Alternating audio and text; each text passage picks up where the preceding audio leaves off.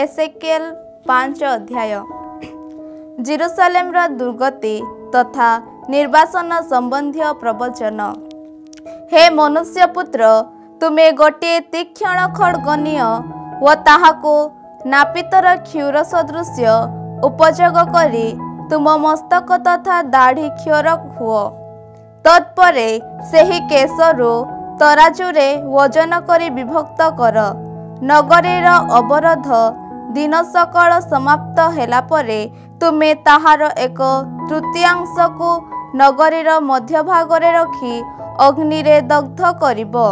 अन्य एक तृतीयांश नहीं नगरीर चतुर्पार्श्वरे एक मुनिया खड्गरे काटिब। पुणी एक तृतीयांश को तुमे वायुरे उड़ाई देब। निष्कासित खड्ग द्वारा मु ताहार पश्चाधावन करिबी। सेथिरु अल्प केश नहीं तुम पोशाकर धड़ीरे बांधि रख। एही अंशरु किछि नहीं पुनराय अग्नि रे दग्ध करिब। सेथिरु अग्नि बाहारी समग्र इस्राएल मध्यरे व्याप्त हेब। प्रभु ईश्वर कहन्ति, एहा जेरुसालेम अटे। मु ताहाकु जनता तथा राज्य समूहर मध्यवर्ती स्थान रे स्थापन कली। किंतु जाति सकल अपेक्षा अधिक दुष्टाचरण करी से मोर अध्यादेश गुड़िको लंघन कला। चतुर्पार्श्वस्थ राज्य समूह अपेक्षा मोर नियमावली को से अधिक लंघन कला। से मोर अध्यादेश गुड़िको अस्वीकार कला। मोर नियमावलीर अनुसरण करी से वितरण कला नाही। सुतरां प्रभु ईश्वर कहन्ति, चतुर्दिगवासी जाति मानक अपेक्षा तुमे अधिक अबाध्य अट। मोर नियमावलीर अनुसरण करी तुमे विचरण कल नाही किंबा मोर अध्यादेश गुड़िको पालन कल नाही। सेही चतुर्दिगवासी जनतार अध्यादेश गुड़िको अनुसरण करी तुमे कालातिपात कल। सुतरां प्रभु ईश्वर कहन्ति, देख मु स्वयं मु तुम्हर विपक्ष। जाति समूह सम्मुखरे मु तुम्हमानंकर विचार करिबी, जहा मु केबे हे करि नाही व आउ केबे हे करिबी नाही। तुम्हमानंक घृण्य कार्यकलाप जोगो मु सेपरि कार्य तुम्हमानंक विरुद्धरे करिबी। सुतरां तुम्हमानंक मध्यरे पिता माने सेमानंक पुत्र मानंकु व पुत्र माने सेमानंक पिता मानंकु भजन करिबे। मु तुम्हमानंकु विचार करिबी व तुम्हमानंक मध्यरु जो माने अवशिष्ट रहिबे सेमानंकु समस्त दिगरे विक्षिप्त करिबी। सुतरां घृण्ययोग्य कर्म तथा जघन्य कार्य द्वारा मोर पवित्र आलय को तुम्हे माने कलंकित करिथिबा जोगो मोर स्वयं जीवन नाम रे शपथ करी मु प्रभु ईश्वर कहे जे मु तुम्हमानंकु अवश्य उच्छेद करिबी। मु सेमानंकु छाड़ी देबी नाही किंबा सेमानंक प्रति सदय हेबी नाही। तुम मध्यरु एक तृतीयांश तुम मध्यरे महामारी तथा दुर्भिक्षरे मृत्यु मुखरे पड़ी विनाश हेबे। अन्य एक तृतीयांश तुम चतुर्पार्श्वरे खड्गर भज्य हेबे। अवशिष्ट तृतीयांश मु नाना दिगरु विताड़ित करिबी व निष्कासित खड्ग धरी मु सेमानंक पश्चाधावन करिबी। सेहिपरि प्रज्वलित होई मोर क्रोध प्रशमित हेब व मोर कोप सेमानंक उपरे वर्षण करी परितृप्त हेब। से माने जानिबे जे मोर क्रोध को सेमानंक विरुद्धरे प्रयोग कला परे मु प्रभु असहिष्णुतार सह कथा कही अछि। एतद् व्यतीत तुम चतुर्दिगवासी मानक मध्यरे व तुम मध्य देई अतिक्रम करुथिबा लोकमानक सम्मुखरे मु तुम्हमानंकु विचन करिबी व निंदार पात्र रे परिणत करिबी। कप क्रोध व रुक्ष शास्ति सह मु जेबे तुम्हमानंकर विचार करिबी, तेबे तुम चतुर्दिगवासी जनता सम्मुखरे तुम्हे माने निंदा उपहास चेतावनी तथा भीतिर कारण हेब। ମୁଁ ପ୍ରଭୁ ଏହା କହିଅଛି। ତୁମକୁ ବିନଷ୍ଟ କରିବା ପାଇଁ ଦୁର୍ଭିକ୍ଷର ମାରାତ୍ମକ ସ୍ୱର ତଥା ବିନାଶାତ୍ମକ ତୀର ମୁଁ ତୁମ୍ଭ ବିରୁଦ୍ଧରେ କ୍ଷେପଣ କରିବି। ତୁମ ମଧ୍ୟରେ ଦୁର୍ଭିକ୍ଷକୁ ଉତ୍ତରୋତ୍ତର ପ୍ରତି କରିବି ଓ ତୁମ ରୁଟିର ପରିମାଣ ମୁଁ ନ୍ୟୁନ କରିବି। ତୁମ ବିରୁଦ୍ଧରେ ଦୁର୍ଭିକ୍ଷ ତଥା ବନ୍ୟଜନ୍ତୁମାନଙ୍କୁ ମୁଁ ପ୍ରେରଣ କରିବି। ସେ ସମସ୍ତ ତୁମ ସନ୍ତାନମାନଙ୍କୁ ହରଣ କରିବେ। ମହାମାରୀ ତଥା ରକ୍ତପାତ ତୁମ ମଧ୍ୟ ଦେଇ ଅତିକ୍ରାନ୍ତ ହେବ ଓ ତୁମ ବିରୁଦ୍ଧରେ ମୁଁ ଏକ ଖଡ଼୍ଗ ପଠାଇବି। ମୁଁ ପ୍ରଭୁ ଏହା କହିଅଛି। ଏସେକିଏଲ 6 ଅଧ୍ୟାୟ। ଇସ୍ରାଏଲର ପର୍ବତ ସକଳ ବିରୁଦ୍ଧରେ ପ୍ରବଚନ। ପ୍ରଭୁଙ୍କର ବଚନ ମୋ ନିକଟରେ ଉପସ୍ଥିତ ହେଲା। ହେ ମନୁଷ୍ୟ ପୁତ୍ର, ଇସ୍ରାଏଲର ପର୍ବତ ଗୁଡ଼ିକର ସମ୍ମୁଖୀନ ହୋଇ ସେ ସମସ୍ତ ବିରୁଦ୍ଧରେ ପ୍ରବଚନ ଦିଅ। ତୁମେ ଏହିପରି କୁହ, ଇସ୍ରାଏଲର ହେ ପର୍ବତ ସକଳ, ପ୍ରଭୁ ଈଶ୍ୱରଙ୍କର ବଚନ ଶୁଣ। ପର୍ବତ ତଥା ପାହାଡ଼ ସମୂହ, ଗିରିପଥ ତଥା ଉପତ୍ୟକା ସକଳକୁ ପ୍ରଭୁ ଈଶ୍ୱର ଏହିପରି କହନ୍ତି, ସ୍ୱୟଂ ମୁଁ ତୁମ ବିରୁଦ୍ଧରେ ଖଡ଼୍ଗ ଆଣିବି ଓ ତୁମ ଉଚ୍ଚ ପୂଜାସ୍ଥଳୀ ସବୁ ବିଧ୍ୱସ୍ତ କରିବି। ତୁମ ଯାଗପୀଠ ସକଳ ଶୂନ୍ୟ ହେବ ଓ ତୁମ ଧୂପପୀଠ ବିଧ୍ୱସ୍ତ ହେବ। ତୁମ ମଧ୍ୟରୁ ନିହିତ ଲୋକଙ୍କୁ ତୁମ ପିତୁଳା ସମୂହ ସମ୍ମୁଖରେ ମୁଁ ନିକ୍ଷେପ କରିବି। ଇସ୍ରାଏଲୀୟ ଜନତା ମଧ୍ୟରୁ ନିହତ ଲୋକମାନଙ୍କ ମୃତ୍ୟୁ ଶରୀରକୁ ସେମାନଙ୍କର ପ୍ରତିମୂର୍ତ୍ତି ଗୁଡ଼ିକ ସମ୍ମୁଖରେ ମୁଁ ରଖିବି ଓ ତୁମ ଅସ୍ଥିପୁଞ୍ଜ ତୁମ ଯାଗପୀଠ ସକଳର ଚତୁଃପାର୍ଶ୍ୱରେ ମୁଁ ବିକ୍ଷିପ୍ତ କରିବି। ତୁମେମାନେ ଯେଉଁ ସମସ୍ତ ସ୍ଥାନରେ ଥିବ, ସେଠିକାର ନଗରୀ ସମୂହ ବିଜନ ହେବ ଓ ଉଚ୍ଚ ପୂଜାସ୍ଥଳୀ ଗୁଡ଼ିକ ବିଧ୍ୱସ୍ତ ହେବ। ସେହିପରି ତୁମ ଯାଗପୀଠ ଗୁଡ଼ିକ ଧ୍ୱସ୍ତ ହୋଇ ଶୂନ୍ୟ ହେବ। ତୁମ ପିତୁଳା ସମୂହ ଖଣ୍ଡ ବିଖଣ୍ଡ ହେବ ଓ ଦୀପପୀଠ ସବୁ ଉଚ୍ଛେଦିତ ହେବ। ସେହିପରି ତୁମର ସମସ୍ତ କର୍ମ ନିଶ୍ଚନ୍ନ ହେବ। ନିହତ ଲୋକେ ତୁମ ମଧ୍ୟରେ ପଡ଼ିବେ ଓ ସେ ସମୟରେ ତୁମ୍ଭେମାନେ ଜାଣିବ ଯେ ମୁଁ ଅଟେ ପ୍ରଭୁ। ତଥାପି ତୁମ ମଧ୍ୟରୁ କେତେକଙ୍କୁ ଜୀବିତ ଅବସ୍ଥାରେ ଛାଡ଼ିଦେବା ପାଇଁ ମୁଁ ଅନୁମତି ଦେବି। ଖଡ଼୍ଗରୁ ରକ୍ଷାପ୍ରାପ୍ତ ସେହି ସ୍ୱଳ୍ପ ଲୋକଙ୍କୁ ମୁଁ ଜାତିଗଣ ମଧ୍ୟରେ ବିଚ୍ଛିନ୍ନ କରିବି।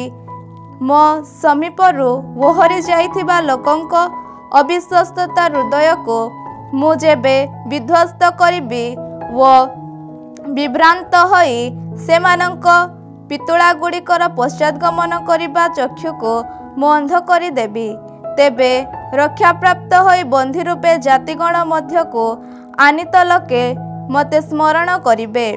ସେ ସମୟରେ ସ୍ୱୟଂକୃତ ଅନିଷ୍ଟ ତଥା ଅନ୍ୟାନ୍ୟ ଘୃଣ୍ୟ ବିଷୟ ସମ୍ବନ୍ଧରେ ସେମାନେ ନିଜ ନିଜ ଦୃଷ୍ଟିରେ ନିନ୍ଦା ଅନୁଭବ କରିବେ।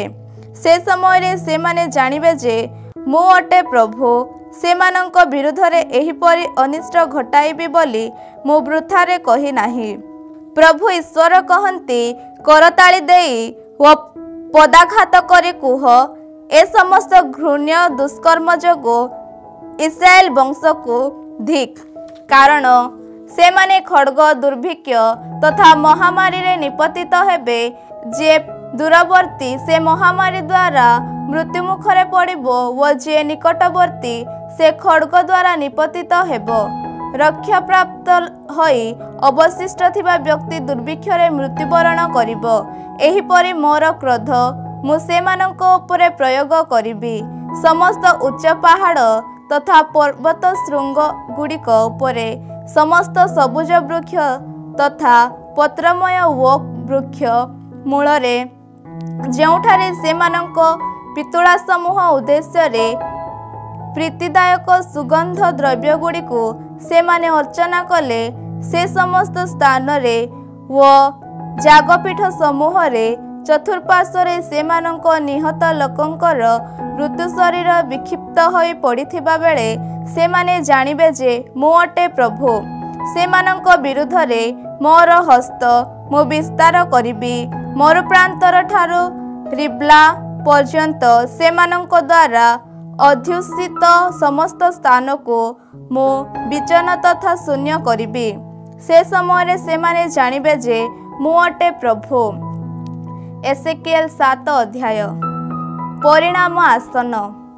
एहा परे प्रभुंकर वचन मो पाए कथित हैला, हे मनुष्य पुत्र, इस्राएल देश को प्रभु ईश्वर एहिपरि कहन्ति, देख अंतिम काल सन्निकट, देशर चारिदिग को अंतिम काल आगत, तुम अवसान सन्निकट। मोर क्रोध मु तुम विरुद्धरे पठाइबी, तुमर कार्य अनुरूपे मु तुम्हमानंकर विचार करिबी। मु तुमर समस्त घृण्य कार्य जोगु मु तुमको शास्ति देबी। मु तुमको छाड़ी देबी नाही, किंबा तुम प्रति मु सदय हेबी नाही। तुमर कर्म तथा अन्यान्य कार्य प्रति अनुरूप भावे मु तुमको दंड देबी। से समय तुमे जानिब जे मु अटे प्रभु। प्रभु ईश्वर कहन्ति, देख विनाश परे विनाश आसुअछि, अवसान सन्निकट, देख अवसान सन्निकट, ताहा तुम विरुद्धरे जागी उठी अछि, देख ताहा आसी पहुँची जाइछि। हे देशवासी, दिवस समागत, सेहि दिनटी सन्निकट। पर्वत समूह उपरे आनंद चित्कारर दिवस नुहे, बरं कोलाहलर दिन विद्यमान। वर्तमान मु तुम उपरे मोर क्रोध वर्षण करिबी व तुम विरुद्धरे मोर कोप प्रयोग करिबी। तुम कर्म अनुरूप भावे मु तुम्हर विचार करिबी व तुमर समस्त घृण्य कार्य जोगु मु तुमको शास्ति देबी। मु तुमको छाड़ी देबी नाही, किंबा तुम प्रति मु सदय हेबी नाही। तुमर कर्म तथा घृण कार्यर अनुरूप भावे मु तुमको दंड देबी। से समय तुमे जानिब जे मु प्रभु तुमको दंड देउअछि। देख सेहि दिवस, देख सेहि दिन समागत, तुमर विनाश समागत। अनित पुष्पित, अहंकार पल्लवित, हिंसा दुष्टतार जष्टि रूपे वृद्धि प्राप्त, सेमानंक मध्यरु केही अवशिष्ट रहिबे नाही। सेमानंकर समृद्धि संपद किंबा संभ्रम निश्चन हेब। सेमानंक समय समागत, सेहि दिन सन्निकट। क्रेता आनंदित न हेउ, किंबा विक्रेता व्याकुल न हेउ, कारण समस्तंक उपरे क्रोध निपतित होइछि। सेमाने जीवित होई रहिले मध्य विक्रेता निज द्वारा विकृत वस्तु पुनः प्राप्त हेब नाही, कारण क्रोध समस्त जनमंडली उपरे निपतित, ताहा पश्चात्पद हेब नाही। निज दोष जोगु केही निज जीवन रे तिष्ठि रहिब नाही। इस्राएल रो पाप सकल। से माने भेरीवादन करिअछन्ति व सबु किछि सुसज्जित, किंतु केही युद्ध पाई यात्रा करू नाही, कारण समस्तंक उपरे मोर क्रोध निपतित। बाहरे खड्ग व भितरे महामारी तथा दुर्भिक्ष। जे खला स्थान रे अछि से खड्ग द्वारा मृत्युवरण करिब, व जे नगरी रे अछि ताकु दुर्भिक्ष तथा महामारी ग्रास करिब। ए समस्तरु रक्षा प्राप्त अवशिष्ट लोके निज निज दोष स्मरण करी विलाप पूर्वक उपत्यकारे कपत गुड़िक सदृश्य पर्वत सकଳରେ आश्रय नेबे। समस्त हस्त दुर्बल हेब व समस्त जानू जल सदृश्य क्षीण हेब। सेमाने चटवस्त्र परिहित हेबे, भीत सेमानंकु आच्छादन करिब। सेमानंकर मुख लज्जा विभूत हेब व मस्तक लंठित हेब। सेमाने निज निज रौप्य को नगरी रास्ता रे फोपाड़ी देबे व स्वर्ण को अशुद्ध वस्तु सदृश्य विवेचना करिबे। प्रभुंक क्रोधर दिन रे रौप्य तथा स्वर्ण सेमानंकु रक्षा करिबो नाही। से समस्त सेमानंक क्षुधा निवारण करि पारिबो नाही, किंबा सेमानंक उदर भरि देई पारिबो नाही, कारण से समस्त ही सेमानंक दोषर कारण थिला। सेमानंकर आभरण गुड़िकर सौंदर्य रे सेमाने दर्प करिथिले व ताहा द्वारा सेमाने घृण्य प्रतिमूर्ति तथा घृण्य वस्तु सकल निर्माण कले। ସୁତରାଂ ତାହା ମୁଁ ସେମାନଙ୍କ ପ୍ରତି ଅଶୁଦ୍ଧ ବସ୍ତୁରେ ପରିଣତ କରିବି। ସେ ସମସ୍ତଙ୍କୁ ବିଦେଶୀମାନଙ୍କ ହସ୍ତରେ ଶିକାର ସ୍ୱରୂପ ଓ ପୃଥିବୀବାସୀ ଦୁଷ୍ଟମାନଙ୍କ ହସ୍ତରେ ଲୁଣ୍ଠିତ ଦ୍ରବ୍ୟ ତୁଲ୍ୟ ମୁଁ ସମର୍ପଣ କରିବି। ସେମାନେ ତାହା ଅପବିତ୍ର କରିବେ। ମୁଁ ସେମାନଙ୍କଠାରୁ ମୋର ମୁଖ ବୁଲାଇ ଦେବି। ସେମାନେ ମୋହର ମହାର୍ଘ ସ୍ଥାନକୁ ଅପବିତ୍ର କରିବେ। ତିସ୍କରମାନେ ପ୍ରବେଶ କରି ତାହା ଅଶୁଦ୍ଧ କରିବେ। ସେମାନେ ତାହା ଶୂନ୍ୟ କରିଦେବେ, କାରଣ ଦେଶ ରକ୍ତପାତର ଅପରାଧ ଓ ନଗରୀ ହିଂସାରେ ପରିପୂର୍ଣ୍ଣ। ସୁତରାଂ ଜାତିଗଣ ମଧ୍ୟରୁ ସର୍ବାପେକ୍ଷା ନିଜ ଲୋକଙ୍କୁ ମୁଁ ଘେନି ଆସିବି ଓ ସେମାନେ ସେମାନଙ୍କ ଗୃହ ସବୁ ଅଧିକାର କରିବେ। ମୁଁ ଶକ୍ତିଶାଳୀମାନଙ୍କ ଅହଙ୍କାରର ପରିସମାପ୍ତି ଘଟାଇବି ଓ ସେମାନଙ୍କ ପବିତ୍ର ସ୍ଥଳୀ ସମୂହ ଅପବିତ୍ର କରାଯିବ। ବିନାଶ ଉପଗତ ହେବା ସମୟରେ ସେମାନେ ଶାନ୍ତିର ସନ୍ଧାନ କରିବେ, କିନ୍ତୁ ତାହା ମିଳିବ ନାହିଁ। ବିନାଶ ଉପରେ ବିନାଶ ଉପଗତ ହେବ ଓ ଗୋଟିକ ଉପରେ ଗୋଟିଏ ଗୁଜବ ପ୍ରଜ୍ୱଳିତ ହେବ। ସେ ସମୟରେ ସେମାନେ ପ୍ରବକ୍ତାମାନଙ୍କଠାରୁ ଦର୍ଶନର ସନ୍ଧାନ କରିବେ, କିନ୍ତୁ ଯାଜକମାନଙ୍କଠାରୁ ବିଧିବିଧାନ ଓ ବୟୋଜ୍ୟେଷ୍ଠମାନଙ୍କଠାରୁ ଉପଦେଶ ଅନ୍ତର୍ଦ୍ଧାନ ହୋଇଥିବ। ରାଜା ବିଳାପ କରିବେ, ଶାସକ ନିରାଶ ହେବେ। ଭୀତି ଯୋଗୁଁ ପୃଥିବୀବାସୀ ଜନତାର ହସ୍ତ ପ୍ରକମ୍ପିତ ହେବ। ସେମାନଙ୍କର କାର୍ଯ୍ୟ ଅନୁରୂପ ଭାବେ ମୁଁ ସେମାନଙ୍କ ପ୍ରତି ଆଚରଣ କରିବି ଓ ସେମାନେ ଯେପରି ବିଚାର କରନ୍ତି ସେହିପରି ସେମାନଙ୍କର ମଧ୍ୟ ମୁଁ ବିଚାର କରିବି। ତହୁଁ ସେମାନେ ଜାଣିବେ ଯେ ମୁଁ ଅଟେ ପ୍ରଭୁ।